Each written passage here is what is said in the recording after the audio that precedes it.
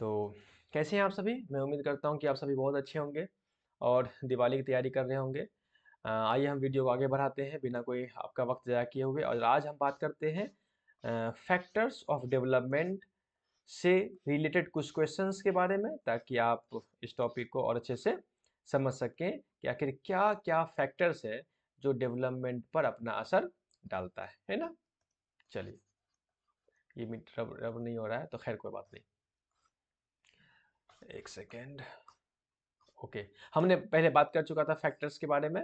जो दो तरह के फैक्टर्स हैं, एक है हेरिडिटी और दूसरा है इन्वायरमेंट। ये दो फैक्टर्स हैं और आज हम बात करेंगे इससे रिलेटेड कुछ क्वेश्चंस के बारे में, ताकि आपको ये टॉपिक जो है और आसानी से अच्छे से समझ में आ जाए। ठीक है ना? आइए बात करते हैं इस क्वेश्चंस को लेकर के। चलिए, पहला क्वेश्चन है कि विच फैक्टर, कौन से कारक ऑफ डेवलपमेंट विकास पर is primarily influenced by trait inherited from parents? कौन सा फैक्टर है विकास विकास पर विकास में कौन सा फैक्टर है जो प्राइमरीली मुख्य तौर पर इन्फ्लुएंस डालता है बाय ट्रेड्स गुण इनहेरिटेड फ्रॉम पेरेंट्स, यानी कि पेरेंट्स से आने वाले वो कौन से ट्रेड्स हैं, वो कौन से गुण हैं जो मुख्य तौर पर विकास पर एक असर डालता है, विकास के लिए एक कारक बनता है, विकास के लिए एक फैक्टर बनता है। वो कौन से गुण है, कौन सा गुण है? इन्वायरमेंटल फैक्टर्स नहीं। इन्वायरमेंटल फैक्टर्स जो है वो हेरिडिटी से नहीं आता है, इनहेरेंट पेरेंट्स से नहीं आता है, पेरेंट्स से नहीं, इनहेरेंट पेरेंट्स से। ये है इन्वायरमेंट से, जहाँ जिस परिवेश में आप रहते हैं उससे आता है, तो ये नहीं होगा। जेनेटिक्स फैक्टर्स, बिल्कुल जेनेटिक्स फैक्टर्स ही हैं जो हमारे पेरेंट्स से जीन के माध्यम से, गुण के माध्यम में, गुण से, जो हमारे पेरेंट्स से जो गुण है वो गुण हम तक पहुंचता है। वो कौन सा है? जेनेटिक फैक्टर्स है ना? इन्वायरमेंटल फैक्टर्स नहीं है, वो है genetic factors. Socio and culture influence, ये भी तो इन्वायरमेंट है ना, ये भी तो इन्वायरमेंट है, तो ये भी नहीं होगा। पर्सनल एक्सपीरियंस भी इन्वायरमेंट से जुड़ा हुआ है, तो ये भी नहीं होगा। तो हो गया आंसर आपका बी नंबर। ठीक है, नेक्स्ट क्वेश्चन है, which of the following best describe N environmental factors influence development? कौन से इन्वायरमेंटल फैक्टर्स है जो सबसे अच्छा डिस्क्राइब किया हुआ है, सबसे अच्छा व्याख्या किया हुआ है इंसान के डेवलपमेंट पर? इंसान के डेवलपमेंट पर, इंसान के विकास पर वो कौन सा इन्वायरमेंटल फैक्टर है जो उस पर इन्फ्लुएंस डालता है, अपना असर छोड़ता है? कौन सा इन्वायरमेंटल फैक्टर है? वो कौन सा इन्वायरमेंटल फैक्टर है जो इंसान के विकास में अपना असर छोड़ता है? पहला है, a child has blue eyes like their mother's, यानी एक बच्चा जिसकी ब्लू आंख है अपनी माँ की तरह। तो ये इन्वायरमेंटल फैक्टर नहीं है, ये है genetic factor, heredity factor, genetic factor है ये, जेनेटिक्स। ठीक है ना? जेनेटिक्स फैक्टर, ये नहीं होगा, ये नहीं होगा। अच्छा, a child learns to read because book are readily available at home, बिल्कुल। एक बच्चा जो है किताब पढ़ता है क्योंकि उसके घर में किताब जो है अवेलेबल है, तो ये बिल्कुल इन्वायरमेंटल फैक्टर्स है जो बच्चे के विकास पर असर डालता है, ये तो हो सकता है। ठीक है ना?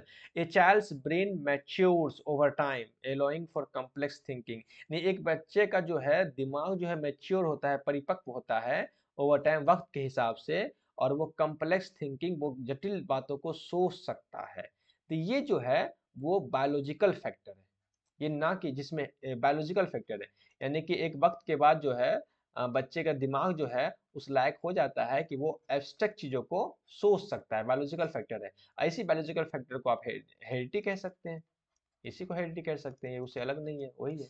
अच्छा, a child's inherent a talent for music, एक बच्चे के अंदर जन्मजात म्यूजिक का टैलेंट है, ये जो है वो जेनेटिक फैक्टर है, जेनेटिक फैक्टर है ना? क्यों? हो सकता है कि उसके पिताजी म्यूजिक जानते होंगे, माताजी म्यूजिक जानते होंगे, तो उनसे उनके जीन्स में वो म्यूजिक सीखने का गुण जो है वो आया होगा, तो ये हो जाएगा। तो इसलिए इन्वायरमेंटल फैक्टर कौन हो जाएगा? वो हो जाएगा घर पर जो किताबें अवेलेबल है, वो हो जाएगा इन्वायरमेंटल फैक्टर। ठीक है, next question, when we talk about biological maturation, जब हम बायोलॉजिकल मैच्योरेशन की बात करते हैं, जब हम जैविक परिपक्वता की बात करते हैं, बायोलॉजिकल मैच्योरेशन मतलब जैविक परिपक्वता की बात करते हैं, as a factor of development, development पर एक असर के तौर पर, डेवलपमेंट में एक असर के तौर पर, फैक्टर के तौर पर, वी आर रेफर्स टू, तो हम किन चीजों को बात करते हैं? यानी कि डेवलपमेंट में हम बात करते हैं कि बायोलॉजिकल मैच्योरेशन, जैविक परिपक्वता एक असर डालता है विकास में, तो हम किन चीज़ों की बात करते हैं? क्या हम बात करते हैं the natural process of growth with in the body over time, यानी कि बॉडी जो है वो नेचुरल प्रोसेस, एक प्राकृतिक प्रक्रिया के ज़रिए जो है वो हमारा ग्रोथ होता है, बॉडी का ग्रोथ होता है, बॉडी का ग्रोथ है ओवर टाइम यानी कि वक़्त के हिसाब से, बिल्कुल यही होना चाहिए। बायोलॉजिकल मैच्योरेशन क्या बताता है? बायोलॉजिकल मैच्योरेशन बताता है कि एक बच्चा जो है वक़्त के हिसाब से मैच्योर होगा, परिपक्व होगा, यही तो बायोलॉजिकल मैच्योरेशन है। यानी मिसाल के तौर पर एक बच्चा इन्फेंसी है, तो इन्फेंसी से ज़्यादा मैच्योर वो कब होगा? अर्ली चाइल्डहुड में। अर्ली चाइल्डहुड से ज़्यादा मैच्योर वो लेटर चाइल्डहुड में होगा।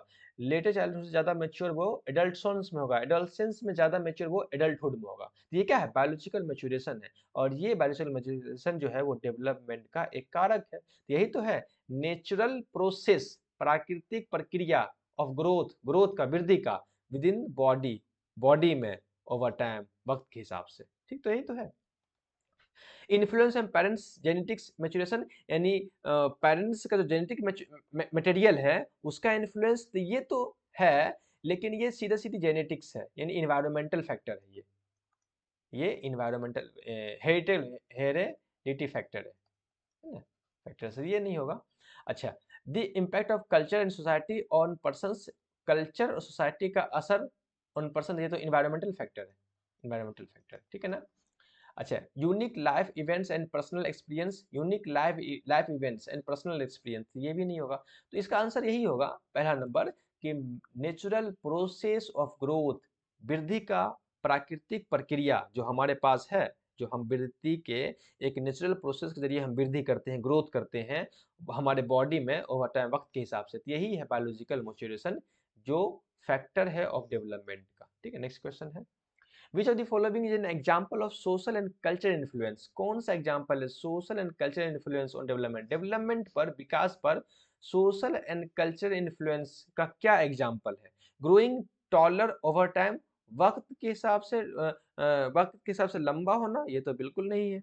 अच्छा, learning to be independence because of culture expectation, बिल्कुल आजादी से सीखना, बिकॉज क्यों? कल्चर एक्सपेक्टेशन, ये ही बिल्कुल सही होगा इसका आंसर। उसके बाद है receiving a genetic state for athleticism athleticism, यानी कि जेनेटिक ट्रेट रिसीव करना, एथलेटिसिज्म, एथलेटिसिज्म मतलब हो सकता है कि आपके माता पिता कोई एथलेटिक्स में हो, किसी खेल में हो और उनके जेनेटिक्स को रिसीव करना, ये है सोशल एंड कल्चर इन्फ्लुएंस, ये नहीं है, तो ये नहीं होगा। अच्छा, experience supportive relationship that builds confidence, यानी कि एक रिलेशनशिप, मान लिया जाए कि कोई ऐसा रिलेशनशिप हो जिसपे जिसके जरिए कॉन्फिडेंस बिल्ड हो, तो ये भी नहीं होगा। यानी ये होगा कि learning to be independent because, सीखना, स्वतंत्रता, स्वतंत्र सीखना, क्यों? क्योंकि कल्चरल एक्सपेक्टेशन के है, इसलिए स्वतंत्र रूप से सीखना। तो ये इसका आंसर हो जाएगा।